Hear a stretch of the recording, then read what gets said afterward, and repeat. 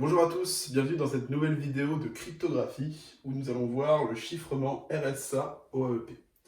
Donc tout d'abord, on aura une introduction sur le chiffrement asymétrique. Ensuite, nous verrons le chiffrement RSA, qui est une sorte de chiffrement asymétrique. Et ensuite, nous verrons comment, on va dire, solidifier ce chiffrement avec RSA-OAEP. Le chiffrement RSA a été inventé par Rives, Shamir et Adelman, d'où son nom. Et RSA-OEP qui signifie Optimal Asymmetric Encryption Padding. Tout d'abord, le chiffrement asymétrique, ça va être une technique qui va nous permettre à deux utilisateurs de pouvoir communiquer sans que personne d'autre puisse comprendre ce qu'ils se disent. Donc comment va fonctionner ce type de chiffrement? Donc, prenons l'exemple, Alice veuille envoyer un message chiffré à Bob. Tout d'abord, Bob va générer, lui, une clé unique, ainsi que des cadenas qui peuvent s'ouvrir avec cette clé. Ensuite, Bob va envoyer ces différents cadenas à Alice. Alice va donc bien recevoir ces trois cadenas. Ensuite, elle va écrire un message, par exemple sur un bout de papier. Et ce message, elle va le mettre dans une boîte noire pour qu'il soit vraiment illisible. Et elle va le fermer avec un des cadenas que Bob lui a donné auparavant. Ensuite, elle va faire parvenir cette boîte noire avec le cadenas à Bob. Donc Bob reçoit bien cette boîte. Et il va se servir de la clé générée auparavant pour pouvoir ouvrir le cadenas vert et ainsi lire le message d'Alice. Ensuite, si Bob veut permettre à d'autres utilisateurs comme Charlie de lui envoyer des messages, il devra lui-même envoyer des cadenas à cette fameuse personne. Donc au final, si on schématise, les cadenas, ce sont des éléments qui transitent sur le réseau, donc on les considère comme publics, et la clé, on la considère comme privée. Seulement Bob y a accès. Donc, petite parenthèse, veuillez noter que Alice, Bob et Charlie sont des noms qui sont principalement utilisés pour des utilisateurs en chiffrement. Pourquoi? Parce que ce sont les initiales A, B et C, tout simplement. Mais ensuite, on peut se dire, si un utilisateur malveillant écoute toute cette communication, qu'est-ce que cet utilisateur pourra retrouver? Nous avons ici placé un utilisateur qui s'appelle Eve. C'est un nom donné pour l'utilisateur espion, entre guillemets, en chiffrement. Eve, elle va mettre la main sur tous les paquets, justement les boîtes noires avec le cadenas Bob. Mais elle ne pourra rien y faire, parce qu'elle n'a pas la clé Bob. Donc justement, le chiffrement asymétrique va permettre, ici, à Alice et Bob d'être, entre guillemets, tranquilles. Et donc à présent, nous allons voir tout ça avec des mathématiques, avec le chiffrement RSA. Donc voici la méthode pour pouvoir générer les fameux cadenas et la clé grâce aux mathématiques et au chiffrement RSA. Donc tout d'abord, nous devons choisir deux nombres premiers, P et Q. Donc la règle ici, c'est d'essayer de prendre des nombres premiers qui ne sont pas trop évidents. Comme par exemple, si on prend P égale 2, ce ne sera pas du tout un système sécurisé. Donc il faut que les nombres premiers soient assez proches, assez grands, donc le plus grand possible techniquement. Mais ici, on ne va pas prendre un exemple avec des nombres qui font 200 chiffres. On va plus prendre du 3 à 4 chiffres pour que ce soit plus facilement compréhensible, mais encore un petit peu sécurisé. Ici, nous allons choisir P qui vaut 839 et Q 1277. A noter qu'un nombre premier est un nombre qui n'est divisible que par lui-même ou par 1. Et donc, ces nombres premiers-là, je ne me suis pas amusé à les trouver, je les ai pris directement sur la page Wikipédia des nombres premiers que je vais mettre dans la description. Ensuite, nous devons effectuer la multiplication 839 par 1277 pour donner n. On l'écrit. Et donc, nous obtenons ici le nombre n. Alors le nombre n, il est assez particulier car c'est un nombre semi-premier. Donc je m'explique. Un nombre semi-premier, c'est un nombre qui est divisible, non pas seulement par 1 et par lui-même, mais aussi par deux nombres premiers. Donc ici, c'est divisible par 1, p, q et lui-même. Ensuite, nous devons calculer phi de n, qui vaut p-1 facteur de q-1. On va l'écrire directement ici. Ensuite, nous devons choisir E tel que le PGCD, donc le plus grand commun diviseur entre E et phi de n, vaut 1. Donc ça signifie que E et phi de n doivent être premiers entre eux. Premiers entre eux, ça signifie que si on liste la totalité des diviseurs de E et de phi de n, le seul diviseur commun, c'est 1. Et donc, ça c'est le but donc, de la 4e étape. Donc pour ça, personnellement, j'ai fait un petit algorithme où j'ai pris tous les E qui sont proches de 500. Donc j'ai choisi 500 pour avoir quelque chose de l'ordre de grandeur de P et Q. Et donc ça m'a permis, j'ai fait ça. J'ai testé 500, ça ne fonctionnait pas. J'ai testé 501, ça a marché. Donc j'ai fini par choisir 501. Donc je mets cet algorithme en description. Et ensuite, 5e étape, il faut calculer l'inverse modulaire D de E. Donc, en une équation, ça veut dire D fois E qui est congru à 1 modulo phi de n. Donc ça, on peut s'amuser à le calculer directement avec une congruence, mais moi je vous conseille d'utiliser directement le site internet Decode, ou sûrement un autre site qui peut exister, qui calcule directement l'inverse modulaire. Et donc ici, quand on applique cela, on trouve D. Et enfin, avec tous ces nombres, nous devons générer les cadenas et la clé. Donc vous allez me dire, c'est un peu bizarre, on a plein de nombres, et avec ces nombres-là, on doit générer un cadenas et une clé. Alors, on va choisir justement quel nombre on va prendre pour pouvoir justement représenter le scénario d'Alice et Bob. Pour générer le cadenas et la clé, donc nous avons besoin seulement de E, de D et de N. Phi n, P et Q, on oublie.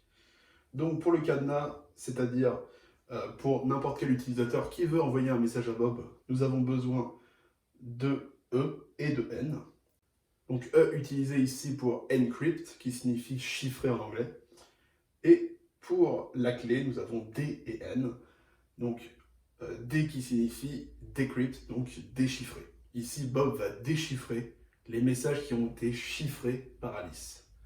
D'où ici la notion de cadenas et de clé. Et donc, à la fin de notre algorithme, Bob a pu générer un cadenas et une clé. Il va donc envoyer le cadenas à Alice pour qu'elle puisse lui envoyer un message. Et donc Bob a lui-même envoyé le cadenas à Alice en gardant bien au chaud sur lui la clé. Alice, elle, va vouloir envoyer le message 375 à Bob. Donc on va prendre ici en exemple un chiffre, mais si on veut envoyer un message comme par exemple bonjour, on peut se servir de table de conversion entre des lettres et des chiffres, comme par exemple la table ASCII, pour pouvoir transformer directement vers un nombre. Donc ici on va utiliser un nombre assez simple, 375. Donc Alice ne va pas envoyer ce nombre directement car un utilisateur malveillant pourrait mettre la main dessus. Alice va utiliser son cadenas. Utiliser son cadenas, ça veut dire quoi? C'est faire 375 puissance E modulo n. On va remplacer tout ça par les nombres que Bob a générés auparavant. Et donc voici l'expression que l'on obtient quand on remplace directement dans la formule de chiffrement. Donc pour pouvoir résoudre ça, on ne va pas s'amuser à le calculer. Donc si vous voulez le calculer à la main, c'est donc effectuer directement cette opération. Donc 375 puissance 501, donc c'est 375 501 fois. Et après, vous faites la division de ce nombre par 1 071 403. Et le reste, c'est justement le résultat de cette opération. Le reste de la division euclidienne. Donc pour que ce soit plus simple à calculer, vous pouvez utiliser un calculateur en ligne comme Magma Calculator. Je vais vous mettre les liens en description. Mais si vous voulez vraiment envoyer des messages secrets, ne passez pas par un calculateur en ligne, parce que là, vous enverrez directement cette expression sur Internet. Donc, imaginons si quelqu'un est assez malin, il saura que vous voudrez envoyer plus tard le message 375. Donc, c'est vraiment un but d'exercice. Si vous voulez envoyer des messages vraiment secrets, c'est à vous de faire votre algorithme directement pour trouver ce nombre. Quand on calcule ce nombre, nous obtenons 872 681. C'est le nombre qu'Alice va envoyer directement sur le canal vers Bob. Bob va lui-même recevoir son message et va utiliser la clé qu'il a générée auparavant pour pouvoir déchiffrer ce nombre. Donc comment faire? C'est ce nombre exposant D modulo n. Voici l'expression que Bob va utiliser pour retrouver le message d'Alice. on va directement remplacer D et N par les valeurs qu'on a prises auparavant. Bob va utiliser son calculateur préféré pour calculer cette expression et va tomber sur le nombre 375. Et donc 375, c'est pas un nombre qui est là par hasard, c'est directement le message d'Alice. Alice, au lieu d'envoyer 375 sur le canal, va envoyer ce nombre. Le hacker, il va voir ça, il va se dire, mais qu'est-ce que c'est? Il ne sait même pas quel algorithme utiliser pour retrouver 375, et c'est seulement Bob qui le saura. Et donc, globalement, voilà comment fonctionne le chiffrement et le déchiffrement. Tout d'abord, on va partir d'un message M, que l'on va faire exposant E, le tout modulo N, donc dans les paramètres du cadenas. Cette expression nous donne C, donc un message chiffré. Ensuite, ce message chiffré va sur le canal de transmission. Ensuite, on fait, donc pour la personne qui souhaite déchiffrer le message avec la clé, on fait ce message chiffré C exposant D, le tout modulo N, donc dans les composantes de la clé. Cette expression donne le message M. Voilà le fonctionnement du chiffrement RSA avec les mathématiques. Et donc vous allez me dire, comment on pourrait faire un peu pour casser cet algorithme? Alors au final, on se rend compte, tout notre algorithme il se base sur un peu le P et Q. P et Q qui nous servent ici à déterminer un phi, qui lui-même nous servent à déterminer le E, puis le D. Donc au final, c'est trouver P et Q, nombre premier qui divise N. C'est un problème de factorisation des nombres premiers. Actuellement, le record de factorisation est un nombre ici de 250 chiffres. Donc non, c'est pas le nombre 250, c'est un nombre ici qui contient 250 chiffres. Ici, nous sommes seulement avec 7 chiffres pour le nombre n. Et dites-vous que si on avait un nombre à 250 chiffres, on pourrait même ici casser notre algorithme. C'est pour ça qu'actuellement, les clés de chiffrement RSA, donc les n, on utilise des nombres qui font 800 chiffres pour pouvoir être actuellement sécurisés.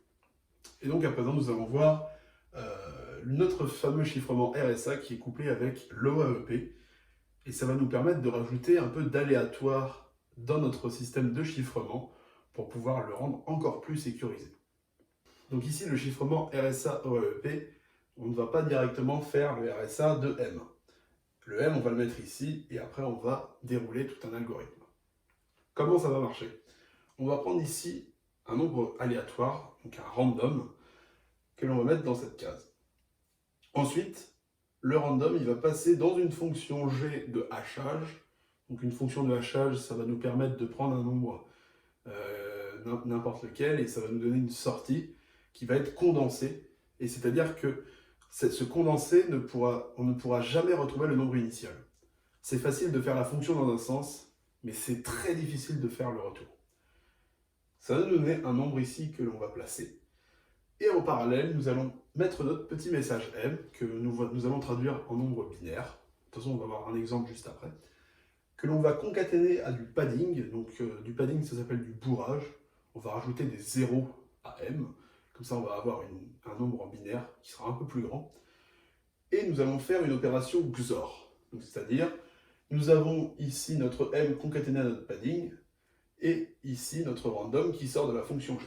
XOR, addition, modulo 2, on va voir ça juste après.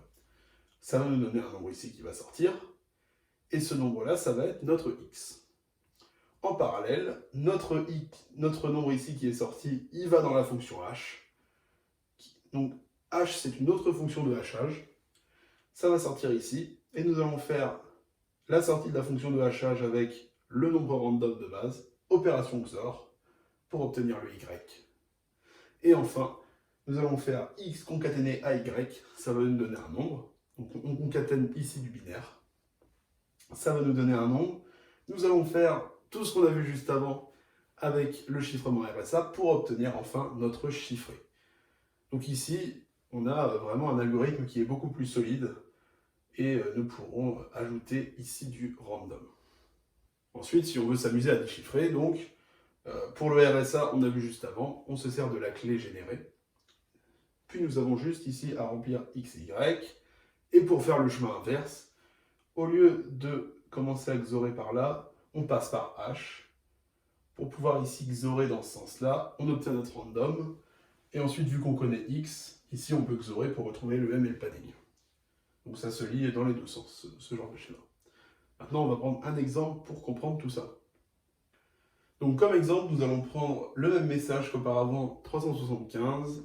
Nous allons utiliser 2 comme random et 0 comme padding. Donc le padding, ce sera toujours des 0. Donc première étape, nous prenons le random 2 que nous insérons dans la fonction g, la fonction qui a pour expression x plus 7 puissance 4 modulo 170 pour obtenir ici un nombre. Donc alors, pour la fonction de hachage, elle est assez simple ici, et c'est pas vraiment une fonction de hachage parce qu'on peut retrouver justement l'antécédent de la fonction, mais globalement dans les fonctions de hachage, quand on calcule ici la valeur, cette valeur-là, on ne saura jamais retrouver ce qu'il y avait là. Et donc, quand on calcule 2 plus 7 puissance 4 970, nous obtenons 101.